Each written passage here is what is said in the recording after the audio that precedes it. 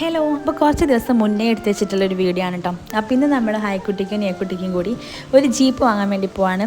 അപ്പോൾ വീട്ടിൽ നിന്ന് ഇറങ്ങുമ്പോൾ നമ്മൾ ഒരു ബൈക്ക് എന്തെങ്കിലും നോക്കാമെന്ന് വിചാരിച്ചിട്ടാണ് ഇറങ്ങിയത്. ഇവർക്ക് പറ്റിയ സ്കൂട്ടർ ഉണ്ടല്ലോ, അങ്ങനത്തെ ഐറ്റംസ്. പക്ഷേ ഇവിടെ വന്നപ്പം പ്ലാനൊക്കെ മാറ്റി. രണ്ടാൾക്കും ഭയങ്കര കൺഫ്യൂഷനായിട്ടോ ഏതെടുക്കണം എന്നുള്ളത്.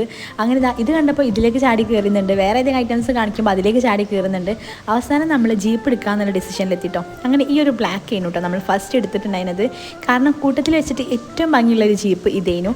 കുറച്ചുകൂടി നല്ല ലൈറ്റിങ്ങും കാര്യങ്ങളൊക്കെ ആയിട്ട് നല്ല ഭംഗിയുള്ള ജീപ്പ് കേട്ടോ. കൂട്ടത്തിൽ കുറച്ച് വലിയ ജീപ്പായിട്ട് തോന്നിയത് അതാണ് കേട്ടോ. അതാകുമ്പോൾ രണ്ടാൾക്ക് നല്ല കംഫർട്ടായിട്ട് ഇരിക്കാം. പിന്നെ ഈ റെഡിലും നല്ലപോലെ കംഫർട്ടായിട്ട് ഇരിക്കാം കേട്ടോ. പക്ഷേ റെഡിനേക്കാളും നല്ല അടിപൊളിയായിട്ടുള്ള ലൈറ്റിംഗ് ഒക്കെ ഈ ഒരു വണ്ടിക്കായതുകൊണ്ട് നമ്മൾ ഇതന്നെ എടുത്ത്. പിന്നെ അയാനുവിനും വേണമെങ്കിൽ അഡ്ജസ്റ്റ് ചെയ്തിട്ട് മൂന്നാൾക്കും കൂടി ഇരിക്കട്ടോ ഈ വണ്ടിയിൽ.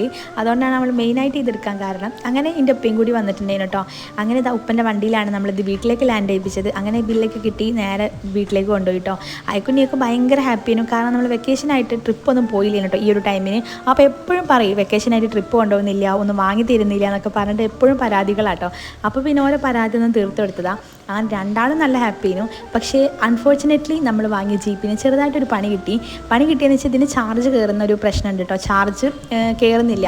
അങ്ങനെ ഒരു ഇക്കാൻ്റെ ഉപ്പ വന്നിട്ട് അതൊക്കെ ഒന്ന് അയച്ചൊക്കെ നോക്കിയിരുന്നു. പക്ഷേ എന്നിട്ടും എന്തൊക്കെ ഒരു കംപ്ലയിൻറ്റ് പോലെ. അപ്പോൾ ഇത്രയും പൈസ കൊടുത്ത് നമ്മൾ വാങ്ങിയതല്ലേ. അപ്പോൾ ഭയങ്കര ടെൻഷൻ കേട്ടോ കേടായപ്പോൾ. അങ്ങനെ അത് തിരിച്ചു കൊണ്ടേ കൊടുത്തിട്ട് അതിൻ്റെ തൊട്ട് പുറകിലൊരു ജീപ്പ് ഉണ്ടായിരുന്നില്ല, റെഡ്, നിങ്ങൾ വീഡിയോയിൽ കണ്ടിട്ടുണ്ടാവും. അങ്ങനെ ആ സംഭവമായിട്ട് എടുത്തത്.